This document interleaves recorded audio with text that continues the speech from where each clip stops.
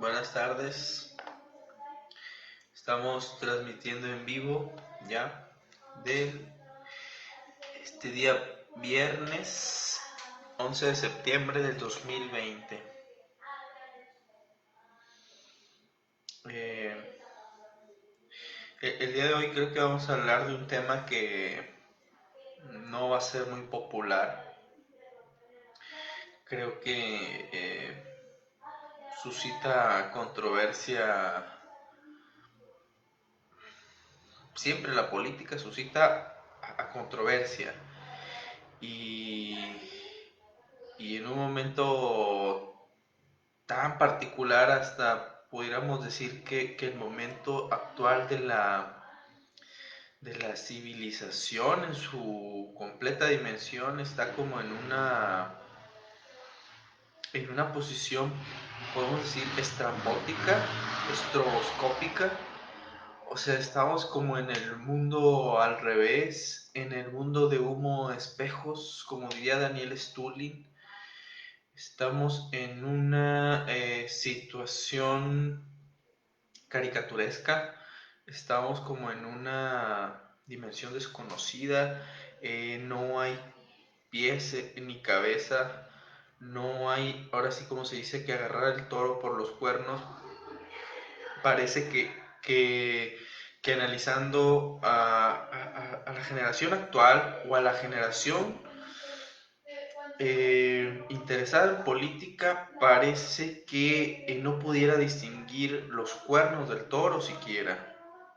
Ahora que si se distinguen los toros del cuerno, los cuernos del toro, perdón, es que te estaba dormitando hace unos momentos, estaba queriendo caer en una siesta algo profunda, pero pues ya no era hora para tomar una siesta.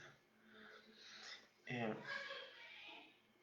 Aún identificando los cuernos del toro, habría que pensar, habría que analizar si es que estos pueden tomarlos.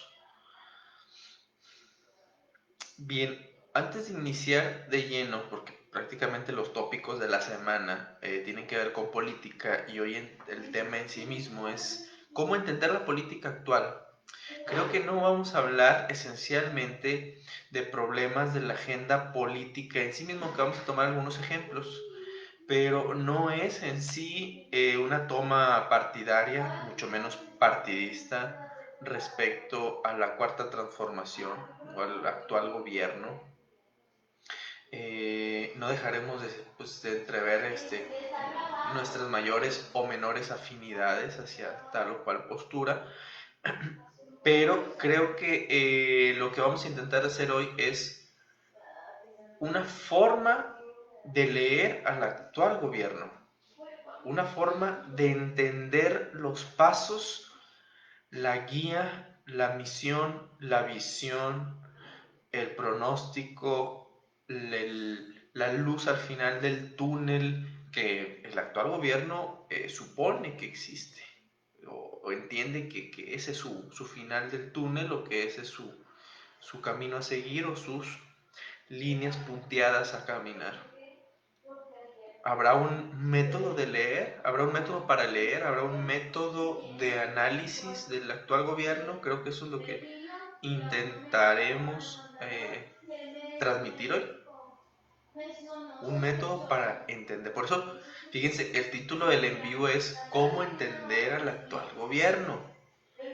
Digo, ¿cómo entenderlo? Eh, ya de ahí las conclusiones que ustedes saquen o la posición subjetiva, la posición partidaria, ya dependerá, ¿no? Pero creo que, que sí faltan bastantes elementos para siquiera primero entender al actual gobierno. Sí, uno puede entender muchas cosas y aún así quedar aislado de la ecuación que se reproduce aún independientemente del entendimiento que tengamos de esa ecuación de conocimiento o de esa ecuación de hechos. Por ejemplo, creo que en términos teóricos casi todos estudiamos por ahí de secundaria que existe un proceso de evaporación, de condensación y de precipitación, y entonces existen un montón de procesos que entendemos forman la lluvia. Sin embargo, a pesar de que entendemos los procedimientos físicos, las etapas físicas del agua, creo que estamos bastante distantes de estar inmersos en la producción y en los mecanismos y en la manipulación del agua, en la intervención a través de procesos ingenieriles, si se pueden usar esas palabras, para poder manipular, captar, etcétera. O ser físicos y experimentar con el agua, experimentar con las nubes. Es decir, entendemos cosas de los procesos del agua. Yo creo que, guardando obviamente proporciones, por eso las metáforas casi nunca las utilizo, porque yo creo que a veces más que acercarnos a los fenómenos, nada más nos alejan y confunden más. Eso es raro que utilice metáforas, pero yo creo que para entender el actual gobierno, o sea, aún entendiéndolo, habría que seguir muchos pasos más, como es la posición.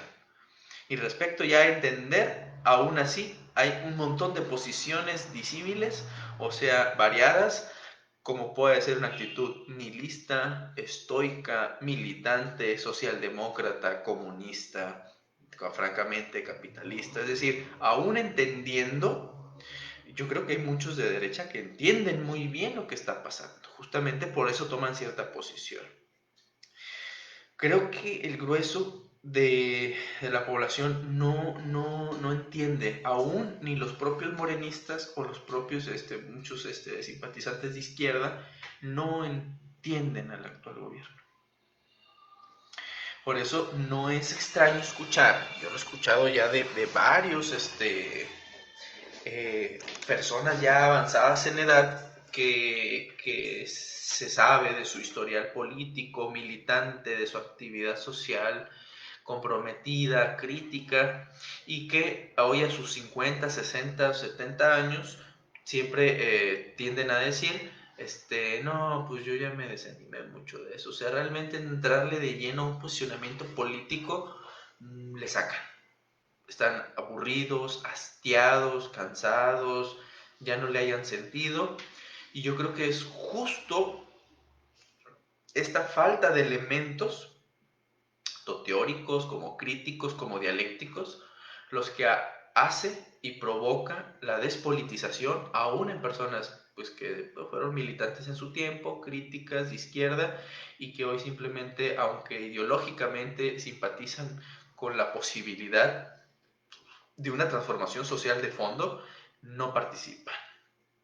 O participan desde su propia trinchera, que termina siendo una trinchera bastante especulativa teórica y nada práctica. Bueno, me estoy yendo de lleno al tema. Lo que quería hacer de comercial antes de iniciar es volverlos a invitar al evento que vamos a tener el 23 de septiembre en vivo a través de Google Meet, sobre la influencia de la pandemia en la práctica psicoanalítica, la práctica clínica psicoanalítica. ¿Sí? Y yo creo que va a estar bastante interesante, ¿no? Porque quisiera poner un ejemplo más para ver si a alguien le interesa este evento. Por ejemplo, hay varias cosas en cómo la pandemia está ahí presente en un nuevo discurso que no podía haber estado antes de la pandemia, y es un paciente, un analizante, mejor dicho, que dice, voy a dejar de venir por la pandemia. Creo que tengo miedo a que pues a salir yo y contagiar a alguien más, etc. Aunque existe un elemento objetivo con un virus real, transmisible y riesgoso en el asunto de salir, es decir, ¿cómo debería posicionarse un psicoanalista sin que haya una fórmula para todos los casos, sin que haya una ley para decir cómo se reacciona siempre, pero ¿cómo lo vamos a debatir? ¿Cómo los psicoanalistas se están posicionando frente a un elemento como todos los elementos concretos antes de la pandemia, pero en específico con la pandemia, y el posible accionar interpretativo?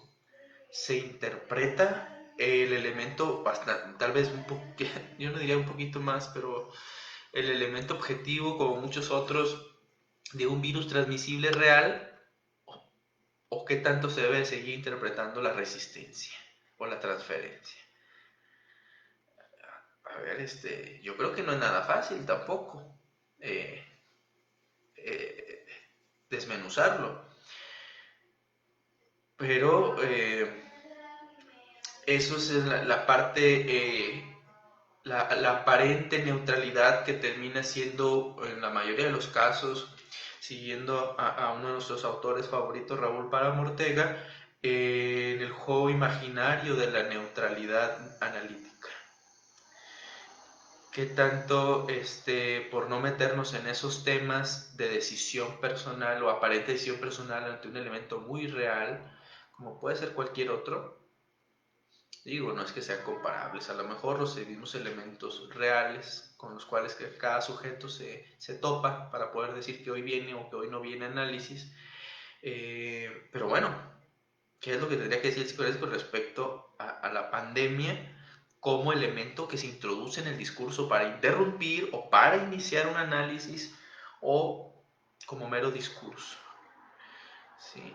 En una sesión de un sujeto diciendo, es que me preocupa esto, es decir, eh, hasta dónde es un elemento objetivo y hasta dónde es un elemento de los fantasmas inconscientes del propio sujeto con respecto a sus fantasmas de, digamos, de virulización, pero de virulización, eh,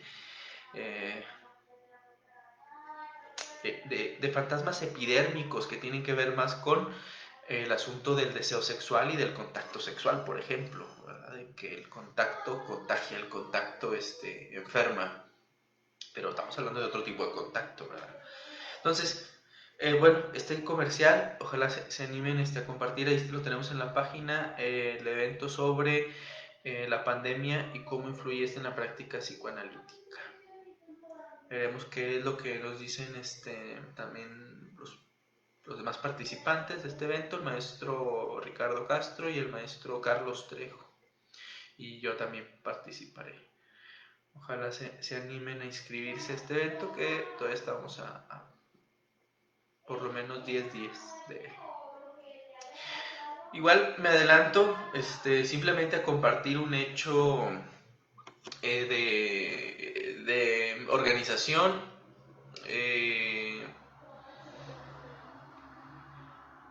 El gran filósofo y psicoanalista mexicano David Pavón Cuéllar, vamos a tener el gran placer de que nos acompañe a un evento también virtual que vamos a organizar desde el Círculo de Psicoanálisis y Marxismo, y ya tenemos su confirmación.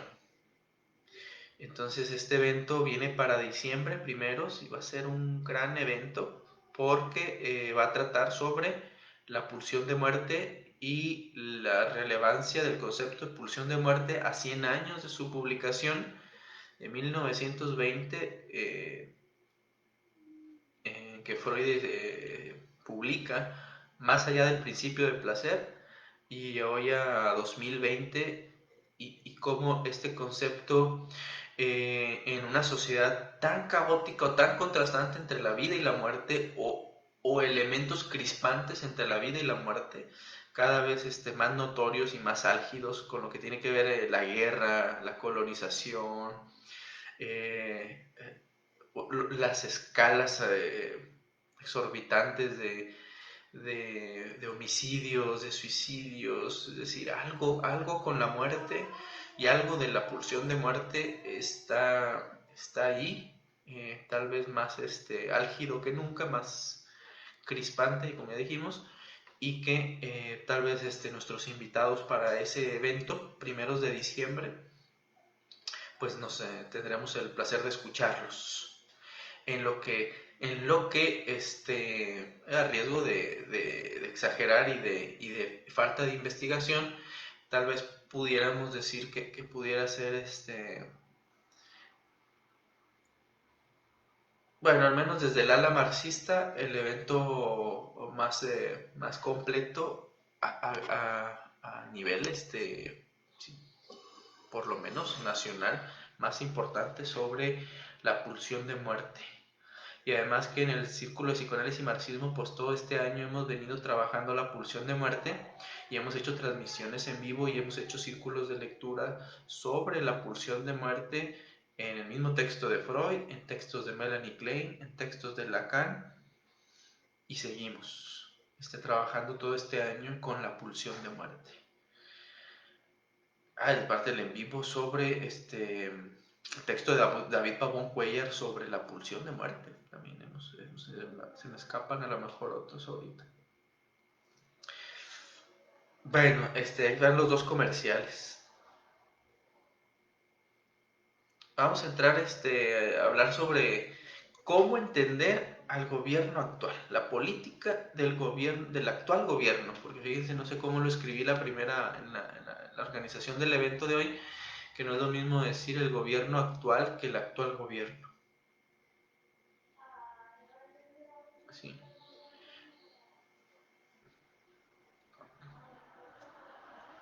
Eh, yo creo que en las bases filosófico-económicas, podemos entender a López Obrador como un bakuninista. Creo que me tardé o nos tardamos en ubicar en términos mucho más exactos. No, fíjense, lapsus, y desde la mañana estaba viendo si era vacunista o vacuninista, pero no, nada que ver, fíjense, está tan interesante pensar porque estoy pensando en Mijael Bakunin, un anarquista, pues opositor a las ideas de Marx, y al mismo tiempo conocido y se aventaban sus debates al respecto, pero no. Eh, López Obrador tendría que ser un prudonista. Si nosotros estudiamos Miseria de la Filosofía, como ya lo hemos hecho, eh, y vemos la crítica principal que hace Marx de Proudhon con respecto a sus pronósticos favorables y optimistas con respecto a cómo varios funcionamientos económicos del sistema capitalista llevarían a un mejor, a una mejor y una adecuación mejor de la distribución económica. ¿Cuáles son esos principios prudonistas de organización económica? La fiscalización de los impuestos. Una adecuada y progresiva tasa de impuestos según la acumulación de riqueza llevaría a un Estado bien organizado y justo. Eso decía Proudhon. Es decir, el que más tiene, más paga, ¿no? Que en teoría eso es lo que promulgan la mayoría de las constituciones. Por eso Podemos en España dice, lo único que queremos nosotros es que se respete la Constitución. Que creo que esos son como de los grandes pecados que el comunismo le va a hacer a la socialdemocracia con respecto a su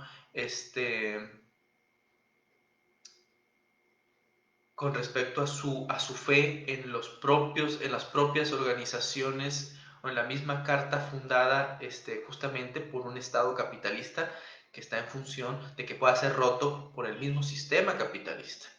Eso es la Constitución en los marcos del sistema capital. Entonces, fiscalización, distribución económica, eh,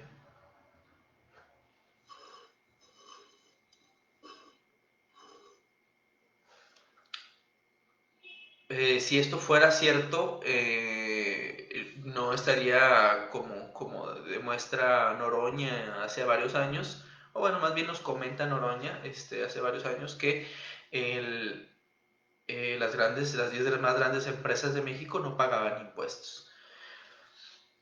Es decir, el gran problema de Proudhon, al asumir que realmente la tasa progresiva de impuestos sería una solución, o su aplicación adecuada sería la solución para que entonces, por ejemplo, si Carlos Slim y los grandes empresarios pagaran su tasa de 15% de impuestos o 17%, pues imagínense, ¿no? ¿Cuánto tendría de retribución el Estado para entonces aplicarlos a lo que necesita, ¿no? La población. Es decir, en ese sentido, la acumulación de riqueza o las grandes fortunas o el amasamiento, el amasar fortunas, pues entonces llegaría un punto en el que tendría que ser como de una manera bastante ilógica, porque llega un punto en el que la acumulación de riqueza se limita bastante o se entorpece bastante con el que nada sirve acumular más si al final terminas casi teniendo lo mismo que los demás, que es lo que nos pasa a los trabajadores de a pie, que entre más ganas, más pagas impuestos. O sea, que esto sí se ve reflejado en los pequeños asalariados y rara vez se ve que se aplique a grandes escalas, ¿no? Por triquiñuelas, por efectos como el redondeo y demás formas en que los impuestos terminan evadiéndose de las grandes fortunas. Porque es decir, el gran problema con Bakunin es que sí existe un resquicio de posibilidad de amasar grandes fortunas, justamente es lo que ha hecho el sistema capitalista. Buscar los resquicios legales, buscar las lagunas, buscar los espacios en blanco para entonces seguir amasando fortunas a pesar de la constitución que casi siempre indica en todos los países progresión de impuestos. El que más gana, más paga. Entonces vemos que una contradicción del sistema capitalista es justamente eso, la acumulación de capital en unas pocas manos. Entonces, lo que se necesita no es la regulación de impuestos, no es la distribución ni la aplicación estricta de la progresión de impuestos, sino, en un sentido más original, que no haya posibilidad de acumulación. Si existe la posibilidad de acumulación, justamente aquí aparece el vicio en que hace posible la reproducción capitalista. Entonces, ahorita solamente estaba tratando de recordar más principios así con Bakunin, prudonistas, en el que, digo, no sé si López Obrador conozca a Proudhon, no lo sé. Lo que sí dice Noroña, y es bastante cierto y es bastante difícil de pensarlo y ubicarlo, pero pues, es una realidad, y es que Obrador, aún siendo un estudiante crítico y siempre activista y luchando por las causas sociales, pues de joven, y aunque siempre ha sido también lector y escritor, López Obrador, que ahí, por ejemplo, también me tocó escuchar la crítica de que es un verdadero incompetente, o que es alguien pues, no preparado para la posición. Y creo que en ese sentido biográfico, creo que sí no cuadra, ¿verdad? Una posición con respecto a López Obrador como inepto para el cargo, pues no entra en ningún sentido. Es un sujeto con todas las cartas políticas, con todo el arsenal político, con todo el conocimiento, el bagaje, la lectura, la militancia. López Obrador repite con insistencia que es el único político, no sé si ha dicho el único, pero él dice que ha recorrido todos los municipios del país. Yo no sé si exista otro político antes o después de él que pueda decir que ha recorrido todos los municipios de todo este país. Yo creo que es una cuestión tan impresionante que justamente es un logro político. A lo mejor, si ustedes quieren, no creo que pase solamente por el hecho narcisista de López Obrador, aunque juega también seguramente un grado de narcisismo y de presunción, de pretensión de López Obrador al decir, pero tiene que ver con muchas otras cosas. Entonces, ok, al punto era, si era un estudiante crítico López Obrador, preocupado por las causas sociales, estudioso de la historia, El asunto es que no militó nunca con los partidos socialistas, comunistas, sino que se integró a las filas del PRI. Es decir, ¿qué pasa con López Obrador? Que está bien, hay algunos que nos va llegando que la madurez cada vez más viejos, ¿no? Hay algunos que les llega un poco la claridad un poco más jóvenes. Seguramente que yo no dudo para nada de la madurez política y la madurez social de López Obrador. Pero ¿qué pasó ahí? Entonces lo que sí tenemos es a un López Obrador que nunca vamos a poder catalogar filosóficamente, ni teóricamente, ni en práctica mucho menos, de socialista ni de comunista. Nunca. ¿Sí? Yo los invito a estudiar los principios prudonistas, en donde Proudhon, con muchas buenas intenciones, así como lo menciona Marx, intenta reformar a la sociedad con principios económicos, pero que siguen teniendo las bases de un sistema capitalista. El López Obrador, en la entrevista con René Juárez, se llama el periodista, 2 años antes de las elecciones del 18, tal cual le preguntan, ¿va a haber libre mercado? López Obrador dice sí. ¿Se va a respetar el libre mercado? Sí, convencido. López Obrador sabe lo que es el libre mercado. López Obrador sabe qué es el capitalismo. A mí me han preocupado un poco, bueno, es que ya lo sabíamos, y yo los invito a leer la publicación que hicimos en esta página la noche, creo que esa misma noche que se anuncia López Obrador ganador de las elecciones, o un día después, o 2 días después, pero hicimos una publicación, y si leen lo que dijimos en el 2018, dijimos exactamente lo mismo que voy a repetir ahorita, y busquen la publicación. Dijimos que López Obrador no era la solución, pero hay que entender el elemento simbólico, que es el otro lente que necesitamos para entender la política del actual gobierno. El elemento simbólico, de que ganara alguien que rompe con toda la fisionomía de la política y del político tradicional. Es decir, no una fabricación como el Bronco, no una fabricación hollywoodense como era Fox, el de botas, el ranchero, el del pueblo. No, ahora sí ganó un político completamente de tradición popular. Digo que tiene su expediente del PRI, ¿verdad? Que estaría interesante en un elemento biográfico o personal que López Obrador nos informara, nos contara de cómo estaba su cabeza en aquellos años de juventud. ¿Sí?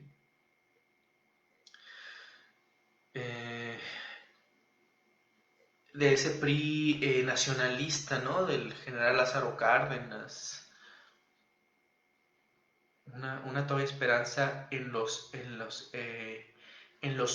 orígenes de la revolución, ¿no? Seguramente hubo muchos todavía esperanzados en esos ideales revolucionarios que de alguna manera el PRI supuestamente seguía representando. Así como hay muchas personas en el PAN que siguen creyendo en sus bases religiosas, ¿verdad? Y que existe estas intenciones por las cuales tal vez algunos hombres comprometidos con la igualdad intentaron hacer, pero bueno, siguen estando en la lógica capitalista. Si simple gobierno irrumpió la historia, su simple gobierno irrumpió la historia de los gobiernos, incluso hasta de los tipos de campañas. Así es, Joel Melarc. Joel, sí, ya lo pronuncio bien, Joel, pero Mellarc, ahora intento preguntarle si es Mellarc o Melarc. Sí, hay algo que se rompe.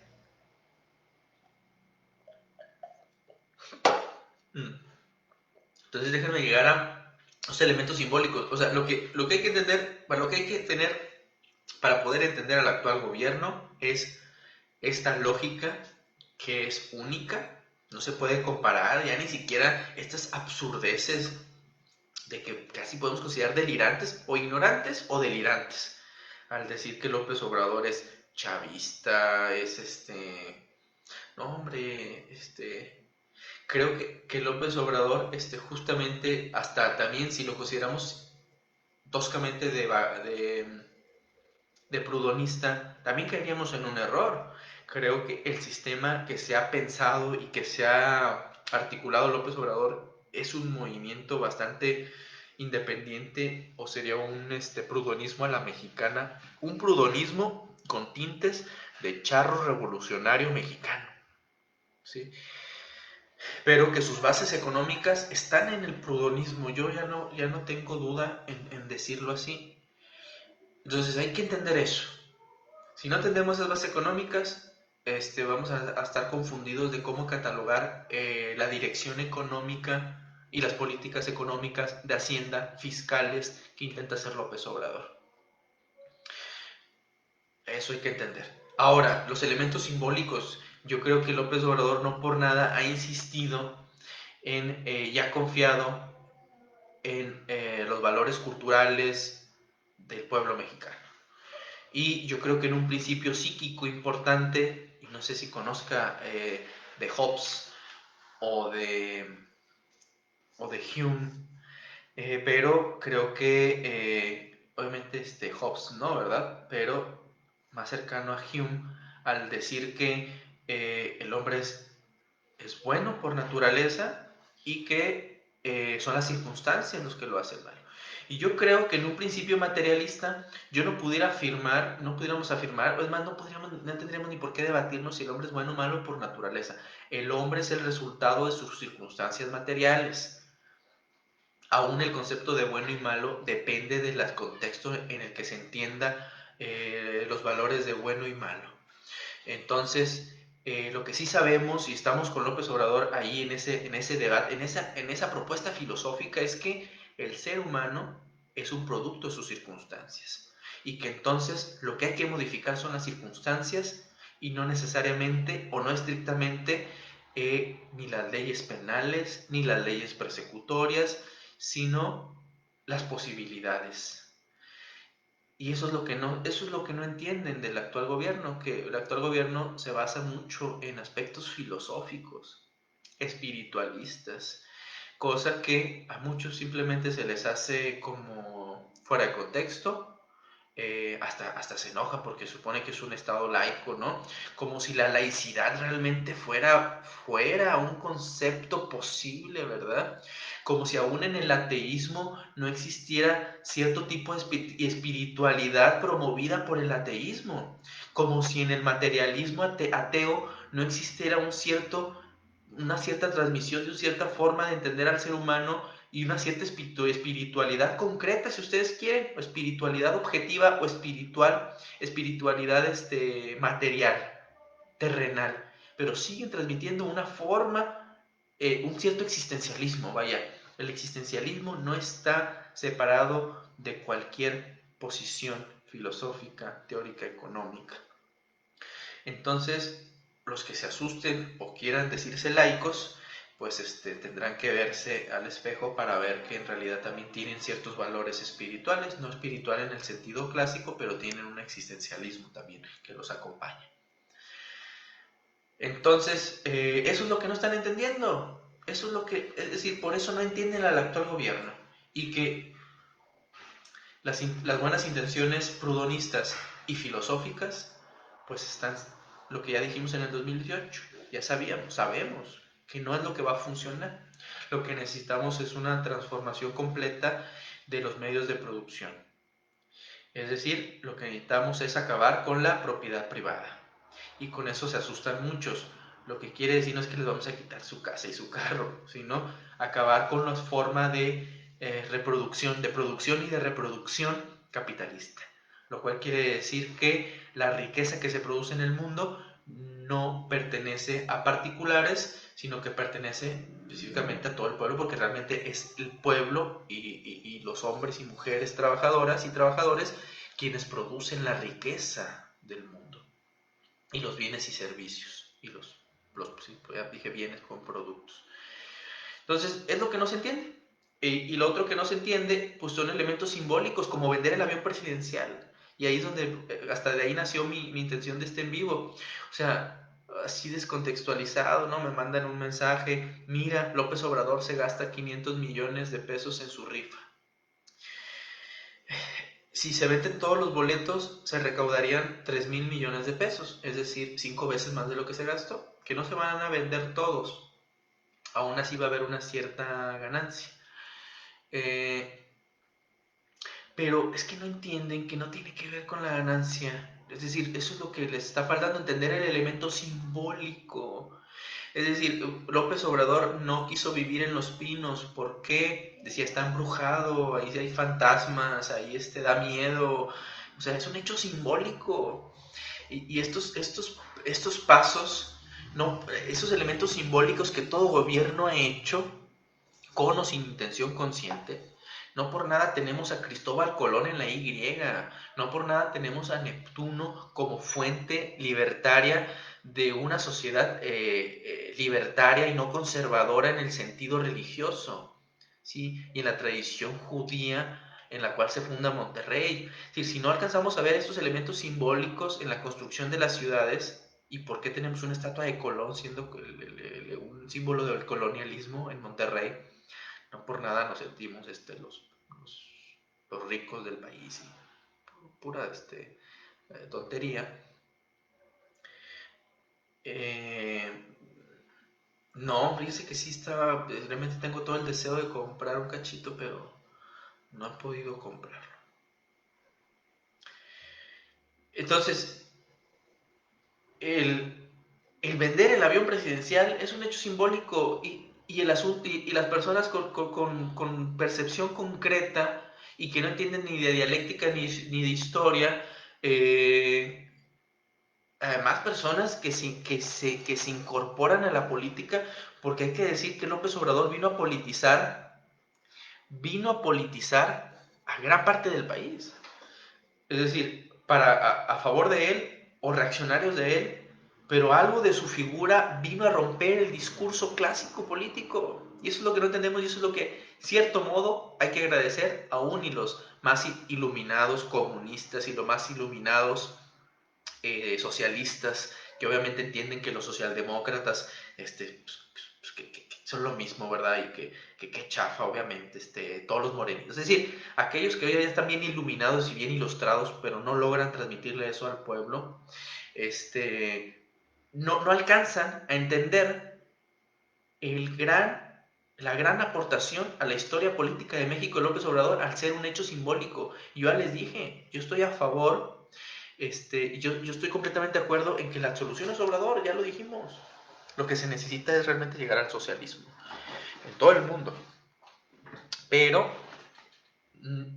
no tener digamos, las tablas para entender y respetar el aporte simbólico de López Obrador. Todo lo piensan desde la concepción ideológica capitalista, en términos económicos propuestos por el capitalismo.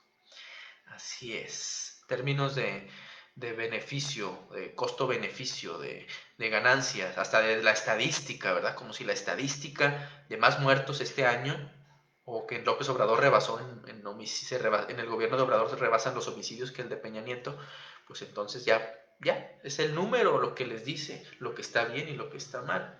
Tenemos avenidas que se llaman Colón, Lincoln, Garzazada, Carlos Salinas de Gortari.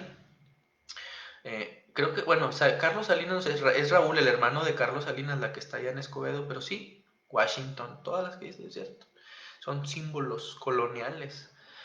Y no por nada querían cambiarle el nombre de Constitución a este señor Zambrano, el que se murió aquí de Monterrey. O sea, no nos rige la Constitución, nos rige un capitalista. Fíjense qué simbólico. Esta señora alcaldesa de Monterrey, la que la andaban persiguiendo porque andaba en la playa, ¿cómo se llamaba esta? Margarita Arellanes. Eso quería proponer Margarita Arellanes, que la avenida Constitución se fuera a llamarse Lorenzo Zambrano o algo así. Y el otro elemento simbólico para terminar, las disculpas a España. Obviamente muchos.